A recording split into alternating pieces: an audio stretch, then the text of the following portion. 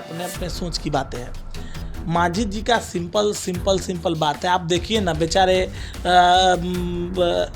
सोच के देखिए चिराग पासवान जी की क्या हालत है, हैं? एक विधानसभा में तो गायबे हो गए, अब लोकसभा की बारी है, इसमें भी अगर वो नहीं समझे तो उसमें भी वो गायबे हो जाएंगे। आप इसको इस तरह से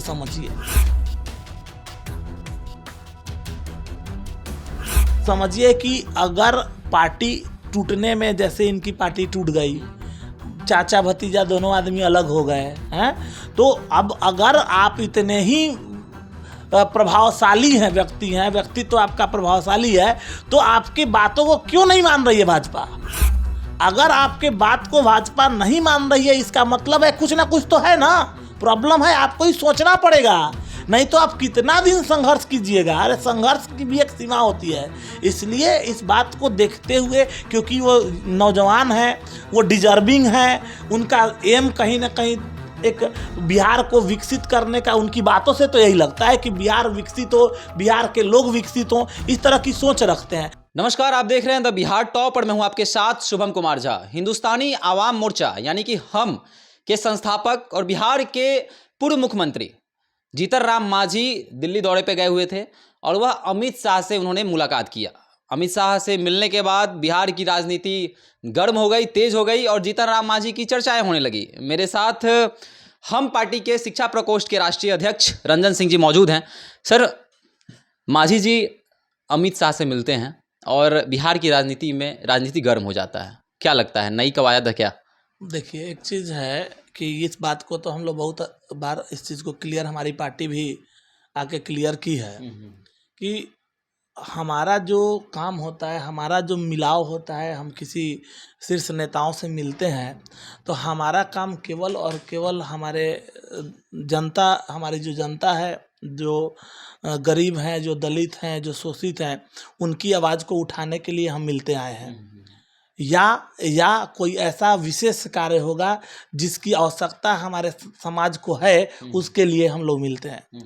तो हमारे पार्टी के संरक्षक महोदय ने मुलाकात की, तो मुलाकात का कारण था पर्वत पुरुष दशरथ मांझी जी को भारत रत्न दिलाना।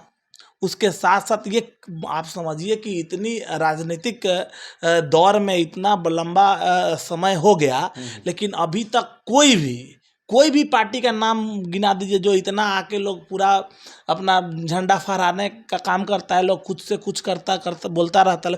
कोई पार्टी के एक भी नेता का नाम बताइए जो कभी इस पहल पे काम करता है, जो बिहार के विभूति हैं जिन्होंने बिहार के लिए अच्छा काम किया है, उनको सम्मान दिलाने के लिए कुछ अगर कार्य किया जाए, इनसे कोई मतलब नहीं है लोगों को। तो हमारे नेता माननीय जीतन राम मांझी जी हमेशा गरीबों और लोगों की संवेदनाओं को समझते हुए, उनकी बातों को समझते हुए वो काम करते हैं। तो उनको मतलब दशरथ मांझी जी को, स्वर्गीय श्री बाबू जी को, और उसके साथ साथ और भी जैसे कर्पूरी ठाकुर जी को, इनको भारत रत्न दिलाने के लिए मुलाकात का जो दौर था वो उसी कारण था। अब वो समय था, कुछ ऐसा कभी हो जाता है कि कुछ उस तरह की बातें लोग अटकलें उठाना शुरू करते हैं, वो उस तरह की बातें नहीं थी, ये इसके लिए वो मिलने गए थे।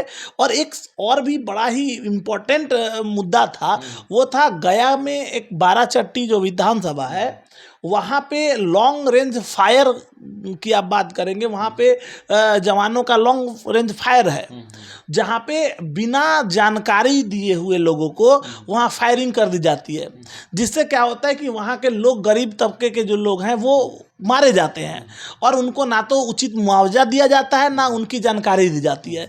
जो स्वाभाविक है, जो गरीबों के साथ जुड़ा रहेगा वही तो इन बातों को उठाएगा, नहीं तो यहाँ तो लोग दूसरे हवाबाजी करने में लोग बिजी रहते हैं।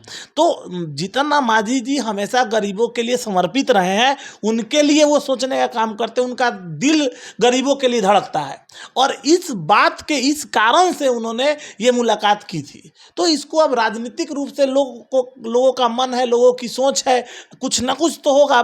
कहा ही जाता है कि ये लोगों को जो बोलना है बोलते रहे लो, क्या फ़र्क पड़ता है, उससे कोई फ़र्क नहीं पड़ता। कुछ लोग ये भी कह रहे हैं, विपक्ष ये भी कह रहा है कि जब से जीतन राम मांझी अमित शाह से मिले हैं, तब से उनका मन नीतीश कुमार से मिलने के लिए भी काफ़ी आतुर है। तो इसका क्या मतलब संकेत हो सकता है? देखिए, एक उस एज में पहुंचा हुआ नेता जो अपने आप में बिहार की राजनीति में एक अपना अलग पहचान बना के रखा हो, उनके लिए इस तरह की ओछी बातों को बोलना, ये कहीं ना कहीं यहाँ के जो राजनीतिज्ञ लोग हैं उनके राजनीतिक बौनापन को प्रदर्शित करता है। आप इस बात को समझिए, जब एक मतलब जीतन राम मांझी जी ने भरे सभा में ये चीज़ बोला था कि मैं कसम खा के बोलता हूँ कि मैं नीतीश कुमार जी के साथ रहूँगा, तो इससे बड़ी चीज़ कुछ नहीं होनी चाहिए। और इस बातों को उन्होंने और भी कुछ जगहों पे दोहराया है। तो हम तो नीतीश जी के साथ हमेशा उनके कार्यों के साथ खड़े रहे हैं, लेकिन अगर हमारे गरीब भाई को कोई परेशानी होगी, हम मतलब सत्ता में रहें या सत्ता में ना रहें, हम विपक्ष में बैठे, उसका कोई फर्क नहीं पड़ता है। फर्क ये पड़ता है कि जिन गरीब भाइयों ने हमें जिता के उस जगह तक पहुंचाया है, उनकी बात को अगर उठाने की आवश्यकता पड़ेगी तो हम सत्ता के पक्ष में भी बात कर सकते हैं, सत्ता के एगेंस्ट भी जाके हम बोल सकते हैं, और हम बोलेंगे, क्योंकि इसी बोलने के लिए ही हमको वहाँ रखा गया है। तो ये बात तो आप समझिए। तो क्योंकि नीतीश कुमार हमारे महागठबंधन के शीर्ष नेता हैं, सर्वे सर्वा है, तो उनके लिए तो और स्वाभाविक है, मांझी जी का हमेशा उनके प्रति अच्छा रवैया रहता है, हमेशा उनके लिए अच्छी बातें वो करते रहते हैं। तो इसमें कोई गलत चीज़ नहीं है। वो मिलने की क्या है, वो तो हमेशा बात होती रहती है उनकी, उनसे हमेशा बात करते रहते हैं। इवन उन लोग जब दिल्ली से लौट रहे थे तो दोनों आदमी सेम एक ही फ्लाइट से लौटे हैं, वहाँ भी बात हुई है, उस बात को भी प्लेटफॉर्म पे रखा गया है। तो लोगों का सोच है, उस चीज़ को आप चेंज नहीं कर सकते हैं।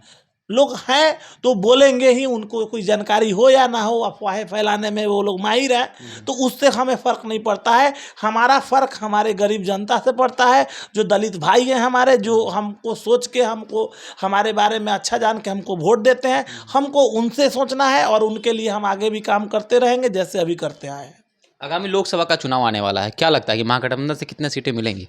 देखिए, सीट का तो कुछ चीज़ें ऐसी होती है जो शीर्ष नेताओं को अपने आपस में आपसी संयोग के साथ एक साथ बैठ के वो लोग इस बात को डिसाइड करेंगे। तो ये हम लोग के लिए ये छोटी बातें हैं, लेकिन एक बात आप स्पष्ट रूप से समझिए कि हमारी जो पार्टी है बहुत ही बृहत रूप से अपने काम को अपने क्षेत्रों में करती आई है, जिसका अभी आपने देखा होगा सब पार्टियां जो भी कुछ कर रही, लेकिन हमारे पार्टी का अभी गरीब जगाओ सम्मेलन हमारा हुआ था, और उसमें हमने गरीब संपर्क यात्रा की भी हमने शुरुआत की थी।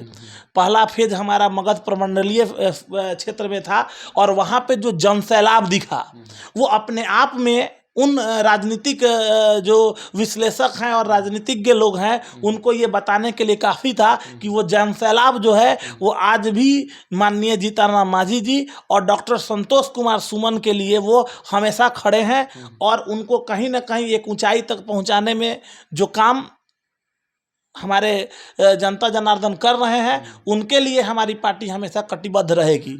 आपने देखा होगा, आपने सुना होगा, जो गया में हमने उस पहले फेज को ख़त्म किया था, वहाँ के गांधी मैदान में मतलब ये स्थिति थी कि खड़ा होने की जगह नहीं थी। तो ये बताने के लिए काफ़ी है कि हमारा जनाधार क्या है। हम तो अभी एक क्षेत्र की बात कर रहे हैं, हम पूरे बिहार के जो हमारे गरीब लोग हैं, जो सबसे स्टेबल नेता में से किसी को अगर देखते हैं तो जीतन राम मांझी जी को देखते हैं, क्योंकि वो हमेशा उनकी बातों को उठाते आए हैं। चाहे वो शराबबंदी का मामला हो, हम शराब में रहते हुए भी शराबबंदी पे हम हमेशा बात को उठाते आए हैं। चाहे वो भू माफियाओं की बात हो गई, चाहे वो बालू माफियाओं की बात हो गई, जहाँ भी हम पार्टी में, हम महागठबंधन में रहते हुए भी अगर गरीबों के ऊपर अगर आँच आता है तो हम तो उसको उठाने का काम करते आए हैं, और हम पार्टी इसी के लिए बना है। तो उसी चीज़ पे करते हुए हम अपनी राजनीतिक चीज़ों से समझौता नहीं करते। हाँ, हम काम अच्छा करेंगे। महागठबंधन इस चीज़ को समझ रहा है और समझेगा ही।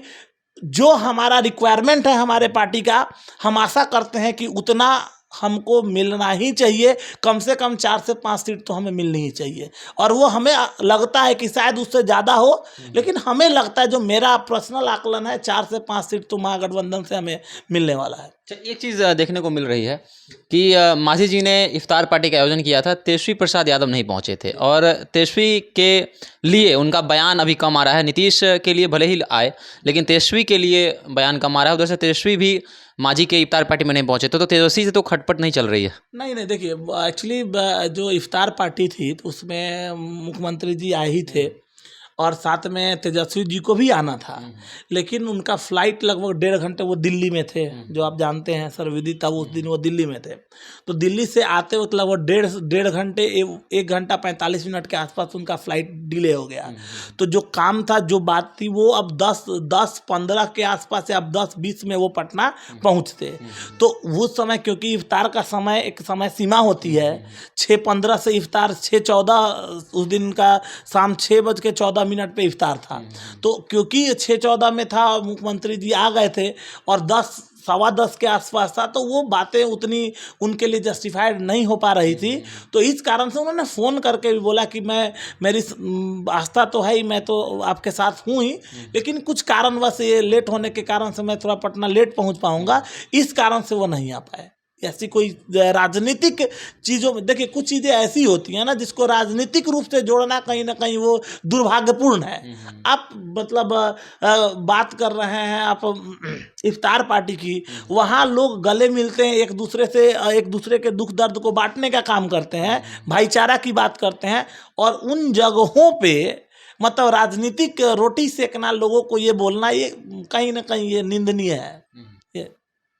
अच्छा, एक और प्रश्न होगा कि मांझी जी का बयान आया था कि चिराग जो है महागठबंधन में शामिल हो जाएं, पर फिर वह अमित शाह से मिलने चले गए। तो इसका क्या, किसको किस प्रकार आप देख रहे हैं कि जो मांझी जी बयान देते हैं फिर उससे इतर काम कर रहे हैं? नहीं, ये देखिए, अपने सूझबूझ की बातें हैं, अपने सोच की बातें हैं। मांझी जी का सिंपल बात है। आप देखिए ना, बेचारे सोच के देखिए, चिराग पासवान जी की क्या हालत है, हैं?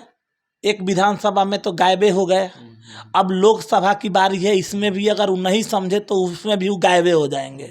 आप इसको इस तरह से समझिए कि अगर पार्टी टूटने में, जैसे इनकी पार्टी टूट गई, चाचा भतीजा दोनों आदमी अलग हो गए हैं, तो अब अगर आप इतने ही प्रभावशाली हैं, व्यक्ति तो आपका प्रभावशाली है, तो आपकी बातों को क्यों नहीं मान रही है भाजपा?